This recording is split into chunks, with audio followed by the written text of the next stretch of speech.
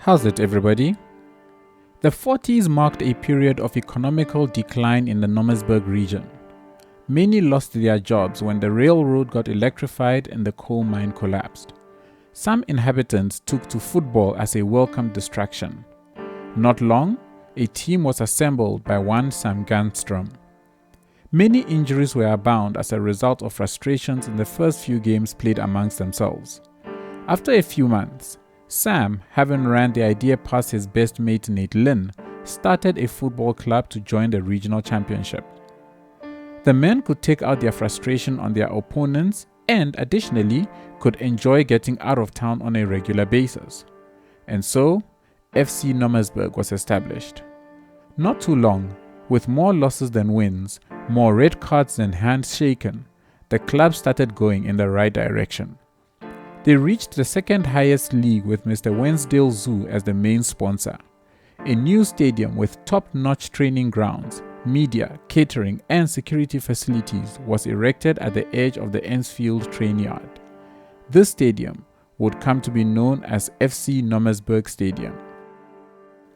2 years later, the team reached the highest division.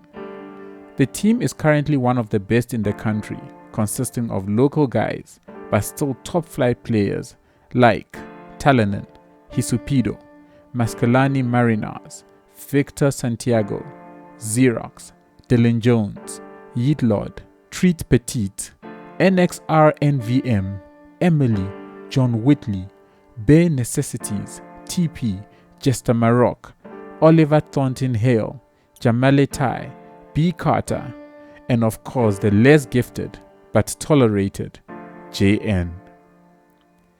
I would like to say a big thanks to JN for the awesome stadium build, the name of the stadium, and the backstory. With that, let's get into today's episode.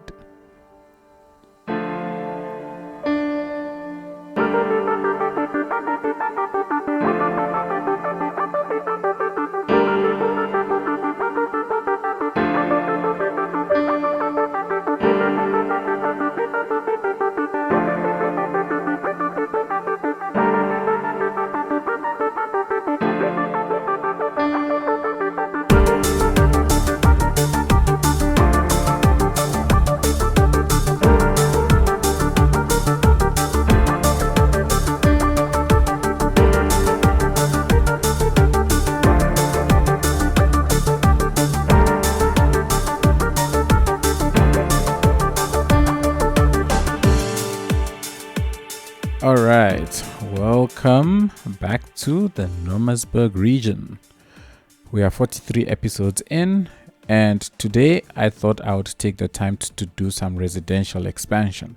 But before we get there, can we just give a shout out to JN and the story that they put together for the stadium? The fact that they worked the story nicely around other stuff that's been spoken about, and if you didn't notice, all the players that were mentioned were previous, or how should I put that, were people who gave stories in the past. And I thought that was a really, really nice touch by JN. So yeah, big shout out to you. Thank you so much for that story. Anyways, so what are we doing? We are doing massive residential expansion in this town.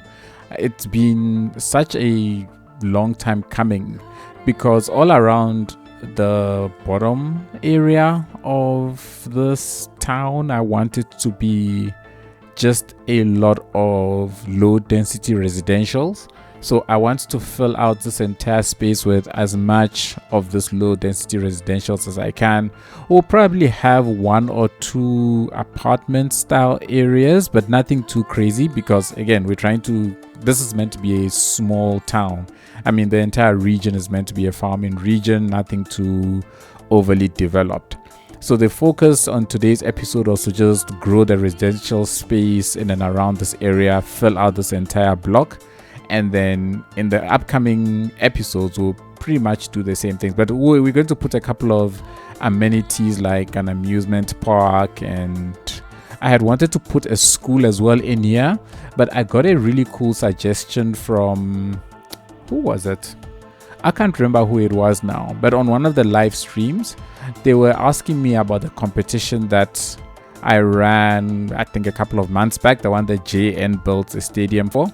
And they wanted to know if I couldn't run another competition where instead of opening it up to allow the builders to build whatever they want, I put in a specific request and everybody has to build something that basically matches what I asked for, which I think is really cool.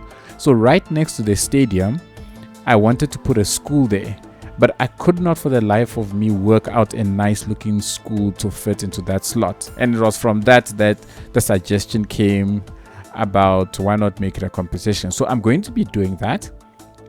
If you noticed, just to the side of the stadium, there's an empty lot there.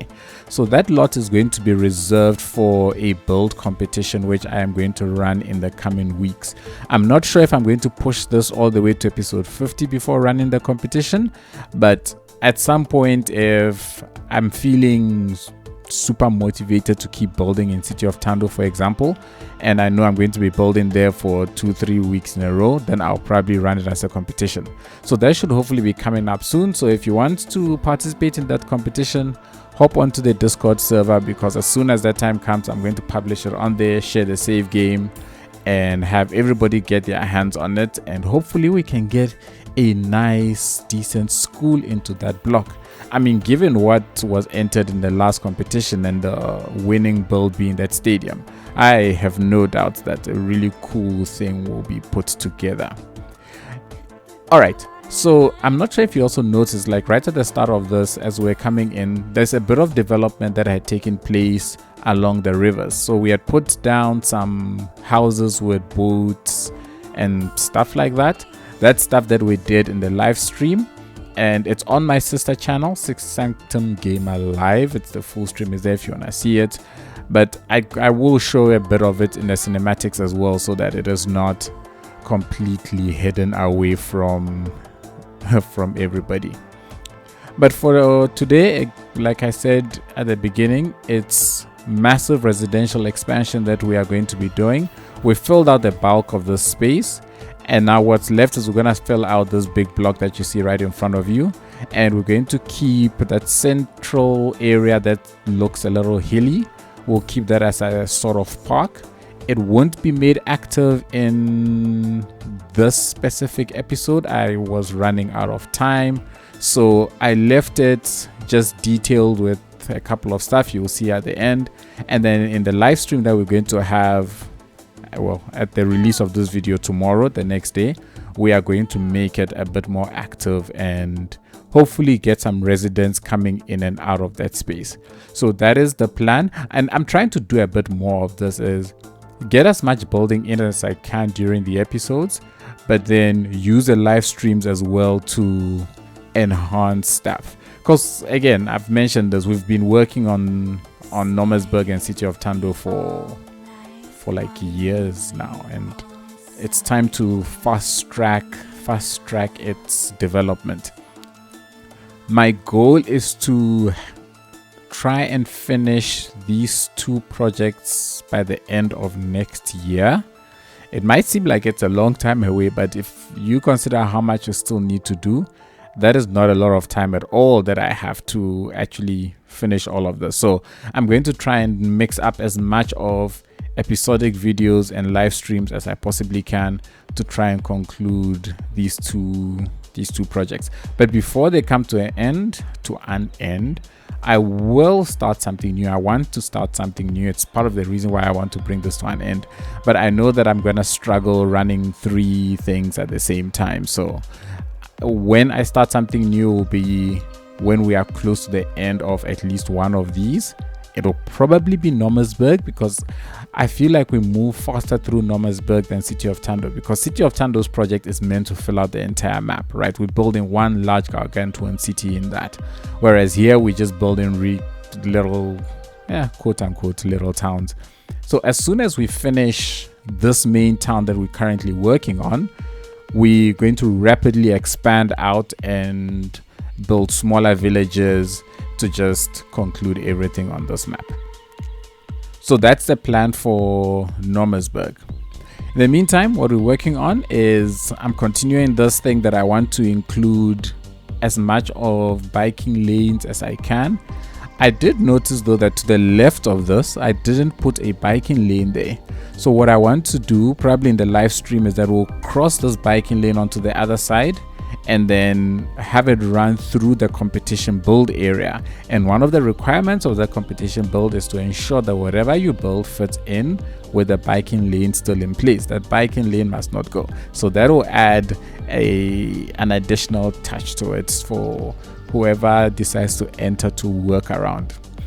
And then around here, I had all of this big space between the avenue and the actual houses. So I decided that I would keep the biking lane a bit further away from the road and simply put a couple of planters and trees and the likes between the biking lanes and the actual avenue. But then when I did that, I didn't really like the way it turned out. So there we're putting down these planters, and I ended up putting these like big trees, which at the time I was happy with. I wasn't complaining too much about them, but it looked so like such a big empty space, and I wanted to fill it out a bit more.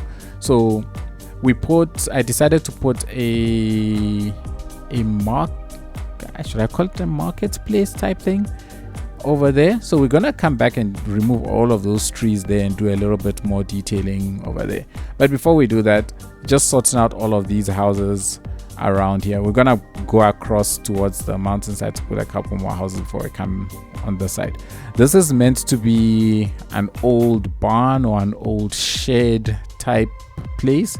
Remember that the theme of this town is that we're still going to have pockets of dilapidated areas. We're going to have pockets of random warehouses that are just sitting in the middle of places that they don't look like they belong because the town is moving on. So we're gonna have pockets of that in and around the places that we build. And this is what I was talking about earlier, that I decided to change the space right next to Avenue and make it a little marketplace or market style type place. So I put down these, they're actually called markets. As you can see in the find it search, it's like market, and there's these bunch of assets on the workshop. I decided to plonk a whole bunch of them there, which is awesome because they attract people, and then put in a whole bunch of crates and stuff in and around it to make it a bit more active. The only thing I should have done that I didn't do was at least put a couple of bollards between the avenue and where the market stalls are, because drivers could go crazy. If you live in South Africa, you find taxi drivers who get off the road and go driving on the curb. So it's to protect the market from that kind of stuff. And then with that done, we jumped across to the other side where we continue with the expansion of the residential areas. And again, I'm using these European suburbia assets by Avania, my favorite assets for the series, and they just make building these residential areas such a joy. Now with all those residential spaces in place, we need to give them some commercial spaces, right? You don't want to just have all these residential areas and people have to walk 50 miles to go to shops to go and buy stuff. So this block and the block next to it, we're going to put down quite a bit of commercial. So I make use of these, what's it called? It's called the River Park, I think. River Park, it's the name of the commercial blocks that I've used. So it's nothing too fancy, it's just a big old building that occupies this entire block with some cobblestone decals. Another thing here is I again forgot to put the biking lane right in front of it, and I built this immediately after I built the previous area there on the left.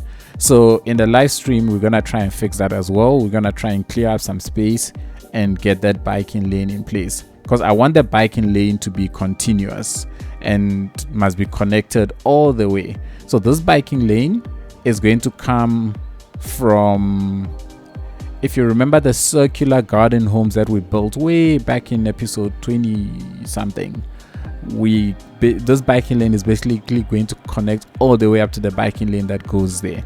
So it's part of my efforts to try and get a pretty decent bike connection in and around this whole city or this whole town, and so far I think I am doing a decent job at it. So I was kind of sad when I realized that I forgot to put a biking lane there, but we will rectify that, I guess, in tomorrow's build. And then right next to it is another commercial spot. So this one is slightly bigger. I've tried to put a little bit more parking in and around here, but in all honesty, this parking is not enough for a commercial space this big. So I want to get rid of one of these buildings as well and just increase the amount of parking space that is available to people that are in and around here. As you can see with this commercial space, the amount of traffic here dramatically went up, which is good, which is fine, because this is meant to be one of the central spots of the town as well. So I'm happy to have a bit of traffic, but I did use this mod that controls the points where things like delivery trucks and stuff deliver goods. I want to use that to just change those locations a bit, just so that the traffic isn't all backed up on the road because there are these trucks that don't know how to deliver goods and turn around properly. But overall, there's some good decent traffic here.